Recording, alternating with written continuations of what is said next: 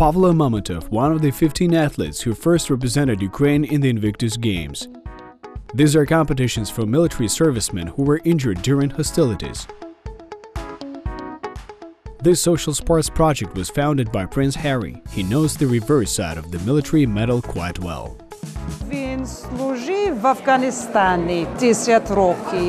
He served in Afghanistan for 10 years and knows that it is very important to support soldiers and veterans who were affected by the armed conflict. He launched the Invictus Games in 2014 to help these brave people through rehabilitation and sports. The Invictus Games are international multidisciplinary competitions in which former and current military personnel that were disabled due to hostilities. The games are held in different countries starting in 2014 upon the initiative of British Prince Harry. The competitions include rowing on simulators, basketball in wheelchairs, squatting, volleyball, swimming, cycling, powerlifting, archery and track and field.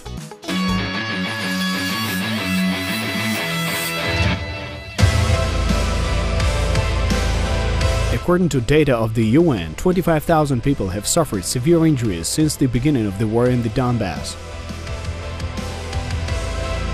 In the fight against pro-Russian militants, Ukrainian soldiers have been sacrificing that which is dearest to them: life, health and time. After returning home, some of them withdrew from themselves. However, most of them eventually find themselves.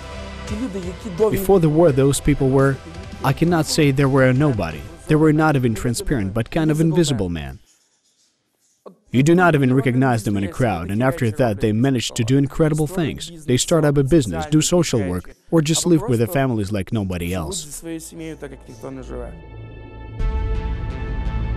Pavlo Mamontov is 25 years old. At the beginning of the Revolution of Dignity, he was still a student of a technical school. Mamontov stayed behind the barricades on the Maidan. Pavlo suffered concussion from the billy clubs of the Berkut forces. He then clearly realized that true freedom can only be gained through sacrifice.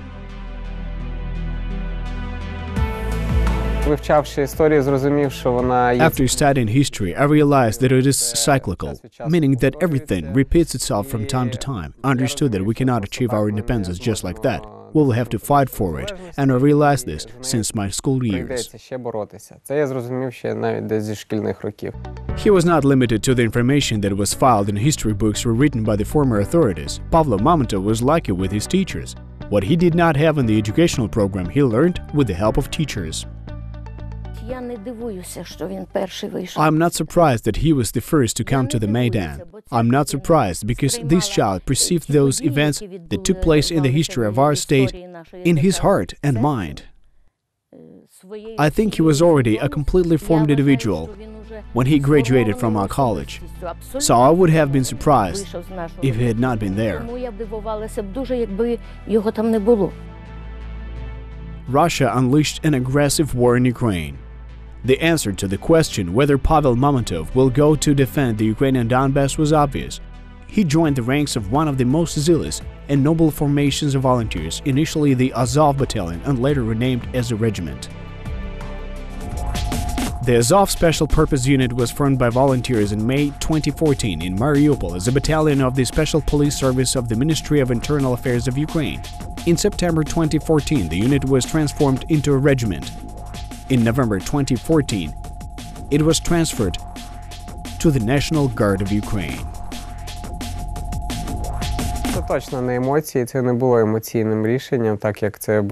Well, this is definitely not emotions. It was not an emotional decision. It was clear to me long before the war that I would have to take part in it. It's rather kind of a calling and an awareness that it is my duty. The active phase of combat operations unfolded in 2014 to 2015. Mamontov got into a mortar unit, where he studied a new science for himself, the lessons of a real war. His group was sent to Horlivka, where the boys from Azov had to take the challenge to a mortar duel. Unfortunately, in this battle, Ukrainian fighters suffered losses, 2 dead and many wounded.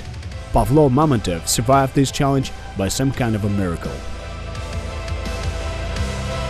When I fell, I was thrown back and twisted around even in the body armor. I realized that my arm was either torn away or there was something wrong with it because it was not lying as it should. It was dangling and did not move at all.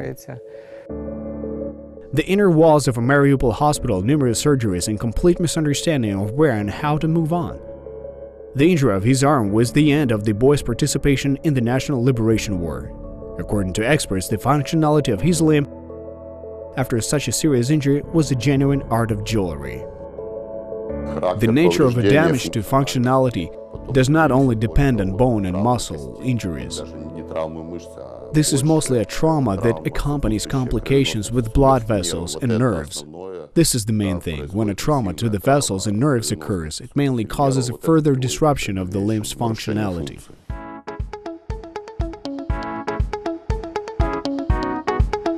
The moral spirit of the wounded soldier was supported by his future wife. Nina paid a surprise visit to Pavlo in the hospital. She brought him gifts and proposed her hand in marriage. We do not use the word hero in our family.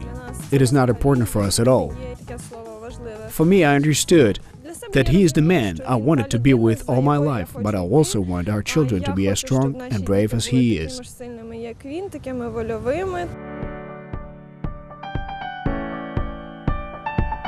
The young couple had a very hard trial.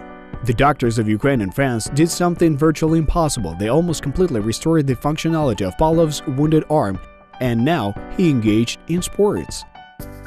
According to the physicians, such cases are quite rare. But if a miracle has already happened, you have to develop your potential and move forward in life. This is a very difficult psychological factor for him. And if he does not find some kind of a solace for him, then it can, on the contrary, lead to his regression of both a physical and social nature. So I believe that if a person is willing and able, they should get into some form of sport. A true soldier appreciates not so much the goal itself as the path towards achieving the goal. It is quite obvious that the wounded Azov boy was not going to end his own personal war. He learned about the Invictus Games project on the internet, and when volunteers called him and offered to take part in the national selection, Mamontov agreed without any further hesitation. The Invictus Games are such competitions when somebody runs first and then stops and waits for the second. This is the moment when international veteran support is very strong. That's when you do something that is beyond your physical capacity. And there was really a lot of work to do. Like most of the participants in the selection, Pavlo Mamontov took a crack at several types of programs.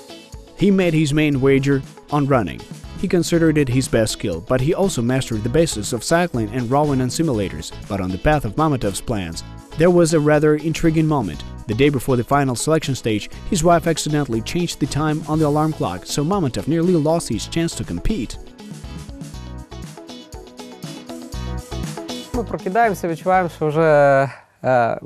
We woke up and realized that the competition had already begun. We were at home. We took a taxi, ran there, and tried to find where our first competitions were being held. At that time, I was also competing in cycling, running, and rowing.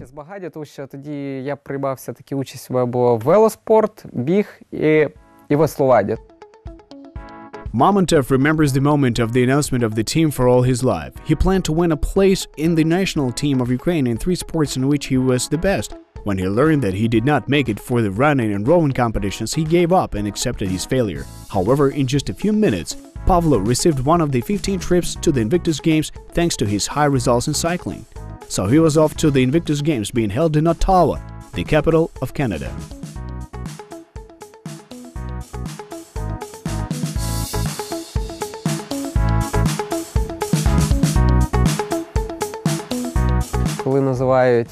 When they announced running, everyone went up on the stage and I did not. I understood that I could forget about it. When they announced rowing and I was not there, I understood that it was already 100% decided. And then when they announced cycling and that I was selected to compete in this sport, it was a real shock for me. Thousands of kilometers. He rode thousands of kilometers one by one, on the simulator and in the open air, alone and under the supervision of coach. Pavlo Mamontov came to the bike trail in Ottawa having absolutely no basic techniques, his coach consultant recalls. First, Pasha was able to turn pedals in the right direction, but he did not have the skills needed to achieve a high result in sports. Of course, it formed gradually, and he still had something to aspire to with this training. He came to me as green as grass. To master the bike and not miss the skills in running and rowing, this was his next challenge in recent months. Just in the toughest moments of life, our hero was supported with his wife's soft shoulder. Nina became the real sparring partner of Pavlo Mamontov. She attended training with him, encouraged and inspired him to believe in his own strength. The athlete brought together all the components of success.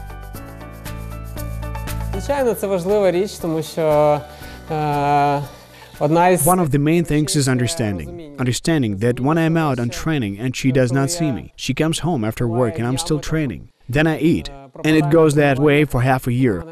Hard physical workouts and trips, and then we spend 2 weeks at camps.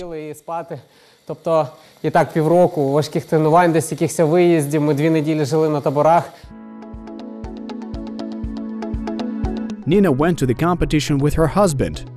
The couple has already seen the world, but it was the first time they flew so far away from their homeland. Canada and its Ukrainian diaspora left a huge impression on the couple.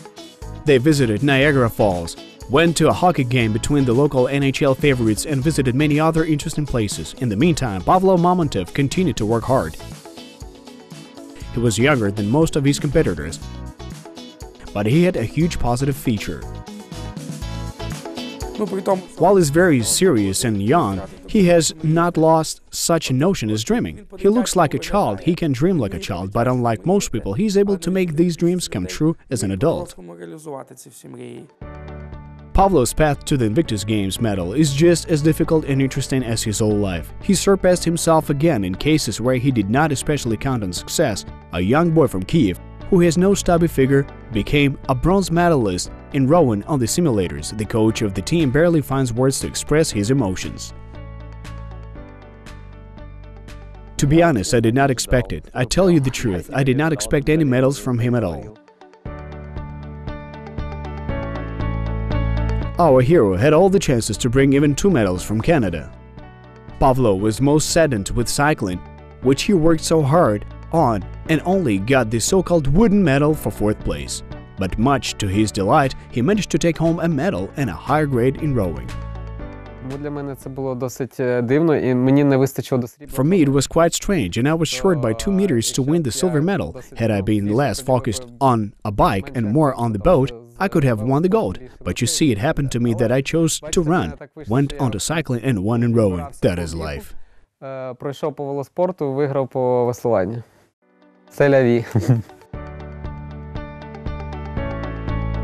Next year, the Invictus Games project will be held in Australia. According to preliminary plans, our team will consist mainly of new athletes who are full of desire to show an alternative to the so-called passive veterans. Among them, we will also see Pavlo Mamontov. After all, he's always ready to accept a new challenge.